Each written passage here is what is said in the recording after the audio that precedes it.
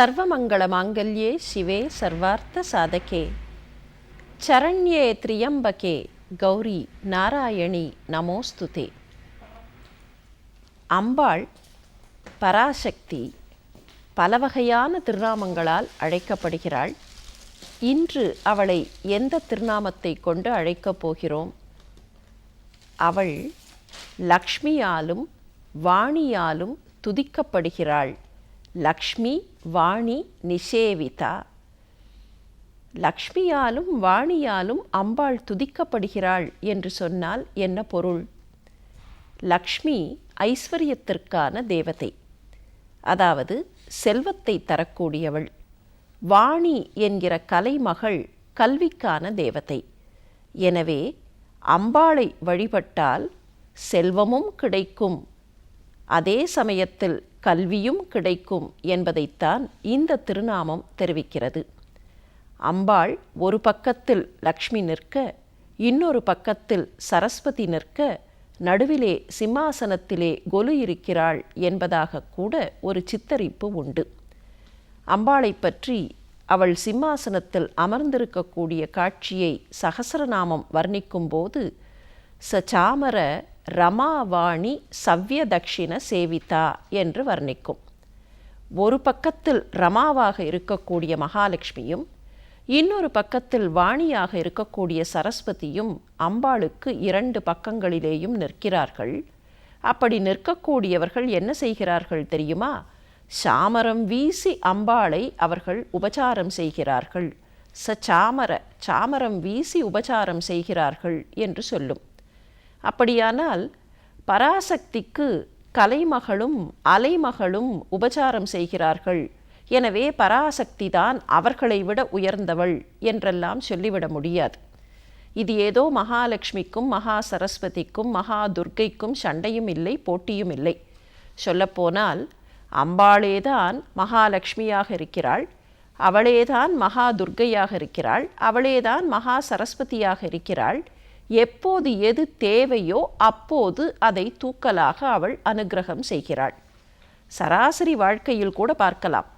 நன்றாக படித்த ஒருவர் இருப்பார், நிறைய படித்திருப்பார், நிறைய பட்டங்களை பெற்றிருப்பார். ஆனால் ஏதாவது ஒரு பொருளை வாங்குவதற்கு கடைக்கு போய் அவர் வாங்க வேண்டுமென்றால் அவரிடத்தில் அந்த பொருளுக்கான பணம் இருக்க வேண்டும், அந்த பொருள் பெருமானமான பணம் இருக்க வேண்டும். அதை விட்டுவிட்டு நான் நிறைய படித்திருக்கிறேன், நான் மிகப்பெரிய பண்டிதன், எனவே எனக்கு பொருளை கொடு என்று கேட்டால் கடைக்காரர் கொடுப்பாரா? அதே போலத்தான் நிறைய பணம் வைத்திருக்கக்கூடியவர் ஒருவர் இருக்கிறார் என்று வைத்துக்கொள்வோம். பணத்தை மாத்திரம் மூட்டை கட்டி கொண்டு போய் அவர் எதையாவது ஒன்றை புரிந்து கொள்ள வேண்டும், அறிந்து கொள்ள வேண்டும் என்றால் அந்த மூட்டை உதவி செய்யாது. அவருக்கு அறிவுதான் அப்போது உதவி செய்ய வேண்டும். இது இரண்டும் இருந்தாலும் கூட எந்த இடத்திலே சற்று வேகமாக வீரமாக நடந்து கொள்ள வேண்டுமோ அந்த இடத்திலே துர்காதேவியின் அருள் அவருக்கு வேண்டும். எனவே அந்த வகையில் பார்த்தால் எந்த இடத்திற்கு எது தேவையோ அதை அம்பாள் அனுக்கிரகம் செய்கிறாள். சரி, இந்த திருநாமத்திற்கு ஒரு பக்கத்தில் லக்ஷ்மியும் இன்னொரு பக்கத்தில் சரஸ்வதியும் அவளுக்கு சேவை செய்கிறார்கள் என்று சொல்லக்கூடிய இந்த திருநாமத்திற்கு உண்மையான தாத்பரியம் என்ன? மகாலட்சுமி ஒரு பக்கத்தில், சரஸ்வதி இன்னொரு பக்கத்தில் என்று சொன்னால் அந்த இரண்டு பேரும் தரக்கூடிய அனுக்கிரகத்தை அம்பாளை வழிபடும்போது நமக்கு அம்பாள் கொடுத்து விடுவாள் என்பதுதான். அம்பாளை வழிபடுகிற தருணத்தில் அந்த செல்வமும் சரி கல்வியும் சரி மிகச் சுலபமாக கிடைத்துவிடும். இது போல நடக்குமா, இந்த மாதிரி நடந்திருக்கிறதா என்றெல்லாம் கேட்டு பார்க்கலாம். வரலாற்றை தேடி பார்த்தால் இப்படியெல்லாம் நடந்திருக்கின்றன என்பதை நம்மால் நன்றாக புரிந்து கொள்ள முடியும். அம்பாள் தன்னுடைய அனுக்கிரகத்தை பக்தர்களுக்கு கொடுக்கும்போது அவர்களுக்கு செல்வத்தையும் கல்வியையும் சேர்த்து தருகிறாள். முத்துத்தாண்டவர் என்று ஒருவர், இசை மும்மூர்த்திகள் என்று தமிழிசையில் அழைக்கப்படக்கூடியவர்களில் இந்த முத்துத்தாண்டவரும் ஒருவர். இவர் சீர்காழியில் இருந்தார். சீர்காழியிலே இருந்து அதற்கு பின்னர் சிதம்பரத்திற்கு வந்து தம்முடைய அந்திம காலத்தில் சிதம்பரத்திலேயே தங்கிவிட்டார். இவரை சீர்காழியிலே நோயிலிருந்து காப்பாற்றி சிதம்பரத்திற்கு போகச் சொன்னவளே அம்பாள்தான். சரி, சிதம்பரத்திற்கு வந்தாரே, அவருக்கு வருமானத்திற்கு என்ன வழி? தினம்தோறும் திருக்கோயிலில் போய் அவரை பாடும்படி அம்பாள்தான் பணித்தாள். நடராஜ பெருமான் சந்நிதிக்கு போ, அங்கே போய் பாடு என்றாள். அம்பாளை பார்த்து அவர் கேட்டார், அம்மா, நான் என்ன பாடுவேன்? எனக்கு பாடத் தெரியாதே. அதை பற்றி நீ ஏன் கவலைப்படுகிறாய்? அங்கே போய் நில்.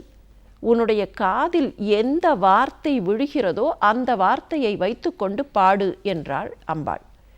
அதே போல சந்நிதியில் போய் நிற்பார். அன்றைக்கு அந்த சந்நிதியில் இருக்கக்கூடிய பக்தர்கள் என்ன பேசுகிறார்களோ அந்த சொல் காதில் விழுந்தால் அதை வைத்துக்கொண்டு பாடுவார். இப்படி அம்பாள் அவருக்கு பாடுவதற்கு, இசை வல்லுனராக இருப்பதற்கு அனுகிரகம் செய்தாள். அது மாத்திரமில்லை, இன்னும் என்ன நடந்தது தெரியுமா?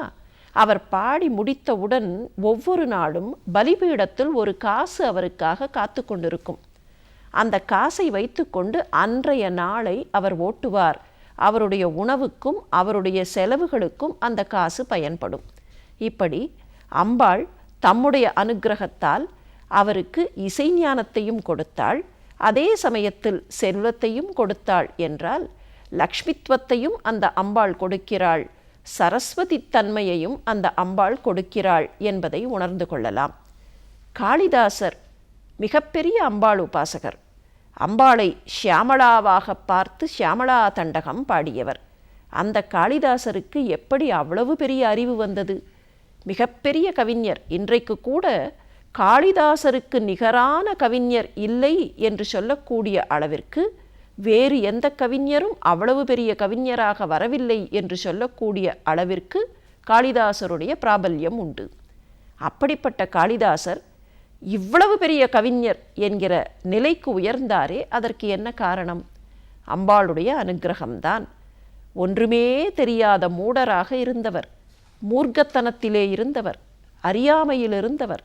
அப்படி அறியாமையில் இருந்த அவருக்கு அம்பாளுடைய அனுக்கிரகம் கல்வியை கொடுத்தது. அதே சமயத்தில் அந்த கல்வியால் வந்த செல்வத்தையும் கொடுத்தது. கல்வி என்றால் காளிதாசர் உட்கார்ந்து பாடம் படிக்கவில்லை. ஒரே கணத்தில் அம்பாள் அவருடைய நாக்கில் தன்னுடைய சூலத்தால் எழுதினாள். உடனே அவருக்கு வாக்கு வன்மை வந்தது என்று பார்க்கிறோம். அம்பாளை வழிபட்டால் அதன் வழியாக செல்வமும் கிடைக்கும், அதன் வழியாக கல்வியும் கிடைக்கும், வாக்கு வன்மை கிடைக்கும் என்பதைத்தான் இது நமக்கு உணர்த்துகிறது. செல்வம் கிடைக்கும் என்று சொன்னால் அம்பாள் உடனே பங்களா கட்டித்தருவாள் என்றெல்லாம் எண்ணிவிடக்கூடாது. சொல்லப்போனால் மகாகவி பாரதி அம்பாளிடத்திலேயே அப்படித்தான் கேட்டார்.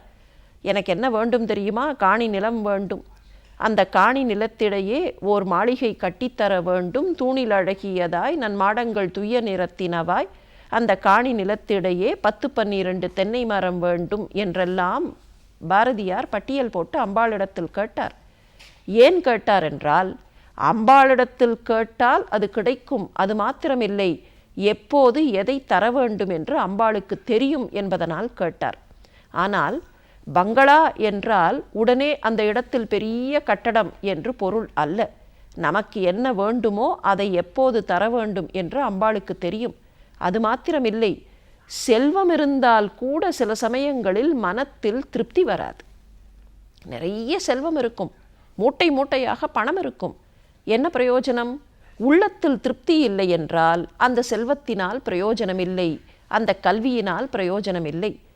அம்பாளுடைய அனுக்கிரகம் எப்படிப்பட்ட அனுக்கிரகம் தெரியுமா? உள்ளத்திலே திருப்தியை தரும், இந்த செல்வம் இது போதும் என்கிற எண்ணத்தை தரும். ராமகிருஷ்ண பரமஹம்சர் மிகப்பெரிய அம்பாள் உபாசகர். அவரிடத்தில் அவருடைய பக்தர்கள் போய் கோடி கோடியாக கொட்டுவார்கள், வேண்டாம் என்று ஒதுக்குவார். ஒரு முறை அவரிடத்தில் கொண்டு போய் பணத்தை கொடுத்த பக்தர்கள் சொன்னார்கள், உங்களுக்கு வேண்டாம், வேண்டுமானால் சாரதாமணி தேவியார் எடுத்துக்கொள்ளட்டுமே, அவர்களுக்கும் வேண்டாம் என்று நீங்கள் சொல்லலாமா என்று கேட்டார்கள். ஒரு சின்ன விளையாட்டு விளையாடி காட்டினார் பரமஹம்சர். சாரதாமணி தேவியாரை கூப்பிட்டார். அவர் வந்து பக்கத்தில் அமர்ந்தவுடன் அங்கே இருந்த இன்னொரு குழந்தையை கூப்பிட்டார். அவர்கள் இல்லத்திலேயே வளர்ந்து கொண்டிருந்த ஒரு குழந்தையை கூப்பிட்டார். அந்த குழந்தை வந்து நின்றவுடன் அந்த குழந்தையை பார்த்து சொன்னார், இதில் எது வேண்டுமோ நீ எடுத்துக்கொள். அந்த குழந்தை சொன்னது, எனக்கு இதெல்லாம் வேண்டாம், அம்பாளுடைய அனுக்கிரகம் போதும். அம்பாளுடைய அனுக்கிரகம் அப்படிப்பட்டது. எதுவுமே தெரியாத அந்த குழந்தைக்கு கூட போதும் என்கிற திருப்தியை உள்ளத்தில் தரக்கூடியதுதான் அம்பாளுடைய அனுக்கிரகம் என்றால், அவளை வழிபட்டால் லக்ஷ்மித்துவம் கிடைக்கும், அவளை வழிபட்டால் சரஸ்வதி தன்மை கிடைக்கும், லக்ஷ்மி வாணி நிஷேவிதாவாக அந்த அம்பாள் நமக்கு காருண்யம் காட்டுகிறாள்.